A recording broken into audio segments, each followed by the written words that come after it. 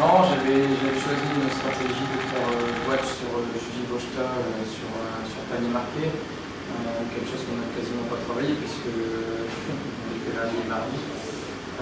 Voilà, et c'est une stratégie que j'ai mis dès le début de match et qui nous a coûté des points parce que la mise en place a été laborieuse. J'en veux pas aux joueuses, je m'en veux à moi personnellement, mais on a laissé 5 à 7 points, entre guillemets, de ma faute. C'est les joueuses qui défendent et qui sont en retard, mais voilà, stratégiquement, je ne les ai pas mises dans les meilleures conditions pour débuter avec du rythme. Voilà, on voit qu'on encaisse 22 points au premier, puis seulement 31 sur les 3 suivants. Ça explique un peu pourquoi. Donc, je l'ai dit aux joueuses, en même temps, je l'ai dit, sur ce coup-là, les 5 à 7 points qu'on a pris dans les 5 premières minutes, même pas 4 premières minutes, ils étaient bons. Voilà. On assumait. Voilà. Bon, on gagne facilement. Oui, mais à la mi-temps, je ne savais pas qu'on allait gagner facilement. Hein. Il y avait 7 points d'écart et je leur dis 5 à 7 points qu'on encaisse, c'est. Voilà, il aurait pu avoir 14. Ouais, il aurait pu être égalité sans défendre à toi. Non, alors 14. Il aurait pu avoir 14, sur les 14 points d'avance. Allez, 7 points, vous n'avez pas voir. Non, on a encaissé. Dû à la défense que j'ai proposée. Et alors, comment t'expliques finalement que ça s'est super bien passé, c'est là-dessus? Bah, on avait deux objectifs. Bon, il y a ce petit bémol-là qui est d'ordre stratégique. Après, il y a eu deux choses qu'on a bien faites. C'est passer devant Sissoko pour la couper, passer devant Van Malderen pour la couper, ce qui était prévu dès le début du match, mais qu'on n'a pas mis du temps à mettre en place. Et puis la deuxième chose, c'était de stopper le jeu rapide, puisqu'on encaisse sur les 22 points du premier quart-temps, on encaisse 12 de jeu rapide. Donc à partir de là, on savait que j'ai dit au fils, c'est pas compliqué, hein. Il y a deux règles défensives, c'est passer devant les intérieurs et replier. Voilà. Et puis, voilà, après, on encaisse que 23 points sur la deuxième mi-temps, que 8 points sur le troisième quart-temps. On a été dans les standards défensifs de la première mi-temps contre Toulouse. Voilà, maintenant c'est ce qui nous permet aussi de mieux attaquer et de marquer 73 points. Offensivement, ça a été aussi difficile. Monsani qui fait encore 2 fautes rapides. L'absence de Jenny Diawara en FIBA Cup, je la ressens vraiment.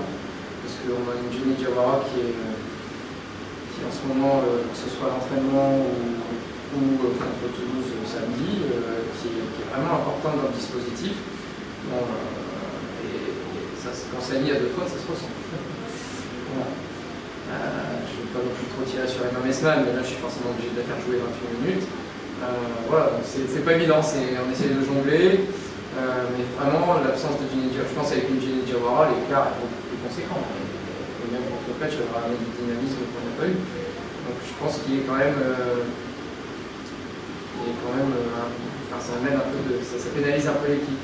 Voilà. Je pense qu'on a un niveau de championnat beaucoup plus élevé qu'en FIBA Cup. À cause grâce à Jenny Diawara, entre guillemets, que ce soit à Charleville ou certains matchs, même à Arras, où elle avait servi défensivement, ou que ce soit Toulouse, elle avait vraiment de la taille et elle permet à Sani et à Messman de jouer un peu moins et d'être un peu plus fraîche. Malgré les 28 minutes de match, tu as quand même pu faire pas mal tourner. Ouais, j'ai fait tourner. Ce soir, en prévision de samedi. Ouais. Bon, après, moi, je joue beaucoup parce que Lincoln fait 2 fautes rapides et je prends pas le risque de laisser à 3 fautes à la mi-temps. Voilà. Après, on a Tsiakamba qui est un peu le couteau suisse de l'équipe. Je poste 3 le samedi, poste 4 le dimanche. Le mercredi, le dimanche, je sais pas ce que je poste, mais je poste 3 le samedi et poste 4 le mercredi.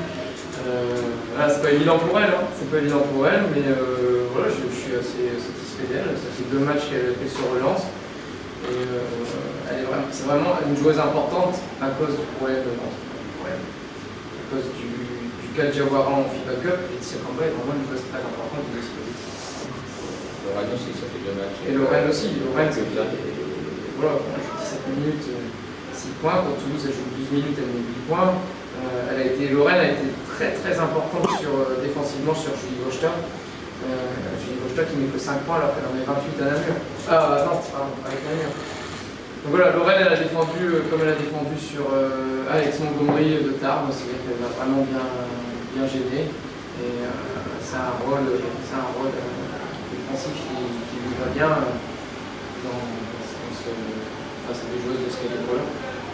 Ben voilà, on a eu Elina Debrin qui a relancé, 11 points, Joanne Gomis qui était très très bonne, était un peu moins bonne, mais bon, très bonne défensivement, mais un peu moins bonne face à Toulouse, pardon, qui leur reparaît 15 points. Voilà, non, c'est globalement Lenny Williams qui a mis de lay-up, qui n'est pas resté que sur son tir à 3 points, donc ça aussi c'est intéressant. Voilà, je pense qu'on a trouvé des solutions. Namur nous a posé des problèmes offensivement.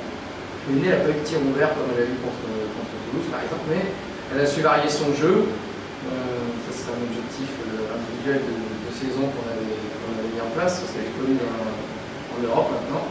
Et voilà, elle a amené des points décisifs aussi. Donc globalement, voilà, je suis satisfait. On a remis l'église au milieu du village, comme dirait Carmelo Scarlin. Voilà, maintenant on a 3 victoires, il en faut une sur 2 pour être qualifié. Nantes, je pense qu'on les avait joués au bon moment il y a 15 jours. Je ne sais pas s'ils sont encore bons à 3 parce qu'ils sont à 3 sur 3 et peut-être demain 4 sur 4. C'est pas le résultat de Petch, non? C'est demain. Et voilà, et puis Petch à Petch, au-delà de gagner et perdre, c'est une question d'anglais. Se battre, jouer.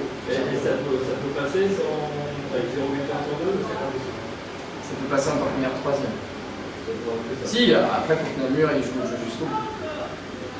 Ouais, nous là on jouait une équipe de Namur qui avait encore une chance de qualification. Là, chez elle, j'espère.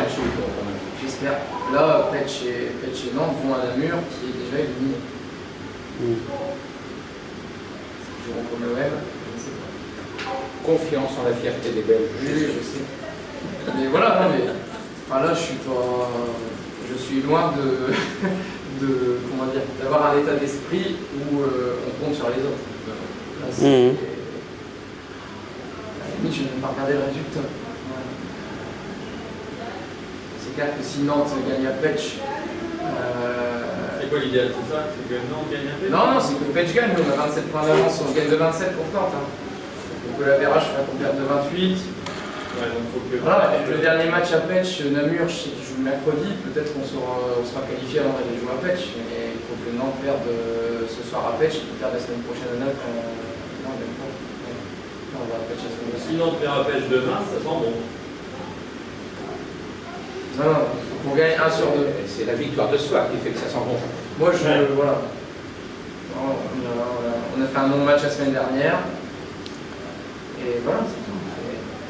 Peut-être ça t'a aidé à ce qu'il Ah oui, non, mais c'est clair. Parce qu'ils ne prennent pas Namur à la légère ce soir. Des fois, oui, exactement. Des fois, tomber d'où on est tombé la semaine dernière, ça remet les pendules à l'heure, que ce soit pour moi et dans mes emplois personnels.